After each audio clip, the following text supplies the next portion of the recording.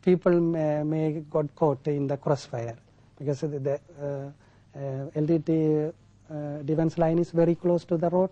Now, you just now mentioned that there were casualties when security forces moved into Pudumatalan area. Yes.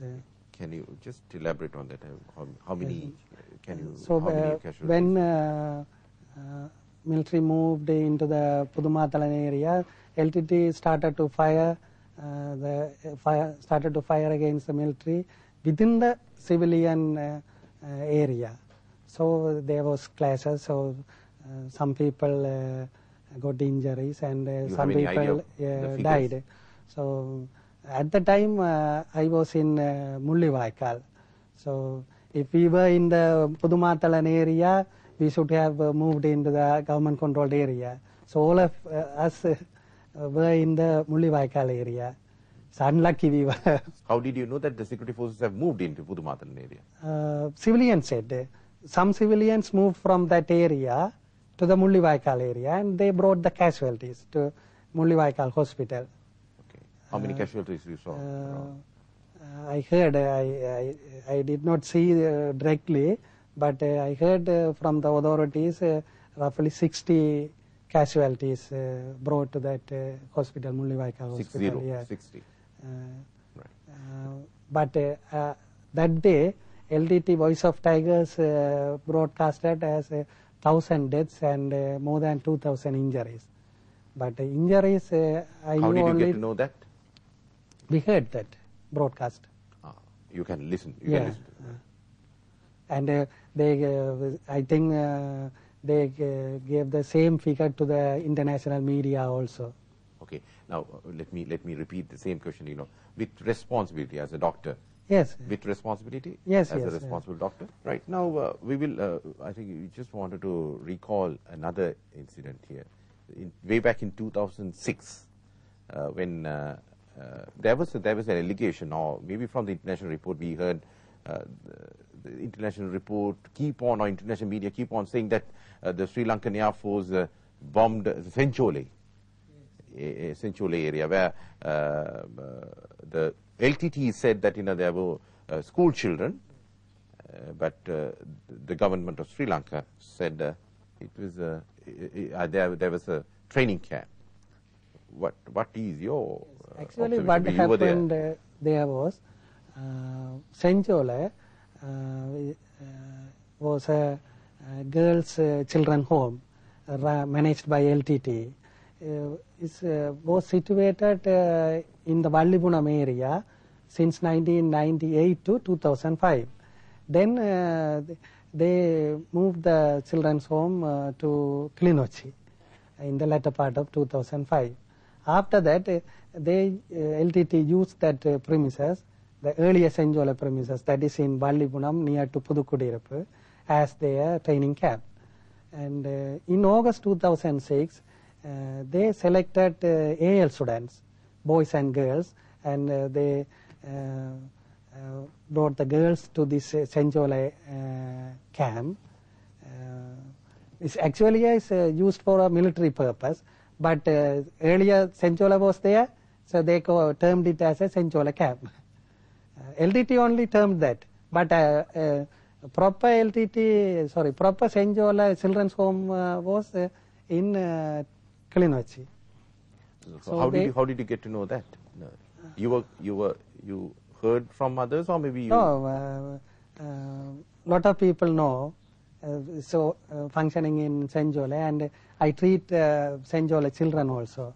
So they said now they are in Klinochi. What was they selected the AL students to give military training, 2 weeks military training. Okay. Their thinking was they want to use that crowd, the AL students, as a potential recruit in the later days. So they gave military training and firing exercises, target practice, like that. So they, after a couple of days, I happened to go to that area, close to that area, to visit my friend's home, I saw a bunt which was used as a targeting practice in open area, open terrain. So, so Sri Lankan Air Force bombed that camp because a lot of military activities were going on at the time, so they bombed that. But actually the LTT brought these AL students to give military training. So roughly 50 deaths of AL students and innocent AL students, and more than 200 less than 200 casualties. But we just wanted to remind you that the UN that time, UN and UNHCR, especially UNICEF and UNICEF and all sort of UN organizations, most of the organizations were saying that it was a place where the school children and the innocent school children were staying. And on that particular day, what was your observation? Maybe I think what happened was you were there, is it, in the close proximity? The injured students told to me just after the incident, before bringing the casualties to the hospital, some LTT cadres went there and they started to clear the weapons and the military equipments from that area. How did you get to know that?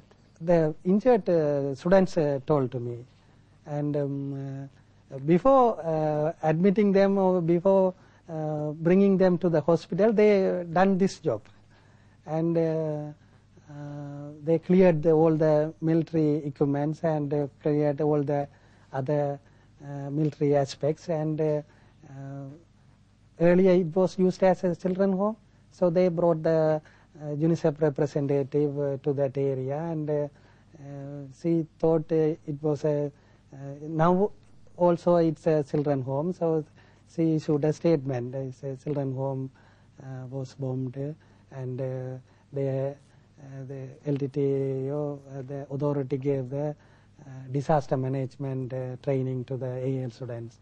While they were giving the disaster management training to the AL students, is actually bombed by the Air Force. So actually it's a false statement. Now, Dr. Satyamurthy, now you've been silent for some time. We didn't, of course, we didn't ask you any questions. Just tell me your experience. Say, you must be treating a lot of patients. Yes. Which are LTT cadres and. We treated usually civilians. In between, there are LTT casualties were coming to the hospital. Usually, their big numbers are going to their places. So whenever the case come, our doctors treated. Mm-hmm. Right. What was your opinion at that time, as a doctor? Opinion about when you look at the patients and yes. So finally, when we went to Mathalan, I know that almost the war is over, but we fed up and we worried about the situation, because now if the wars continue, that most of the civilians casualty will be a major disaster. So we thought urgent intervention and that civilian safety should be ensured.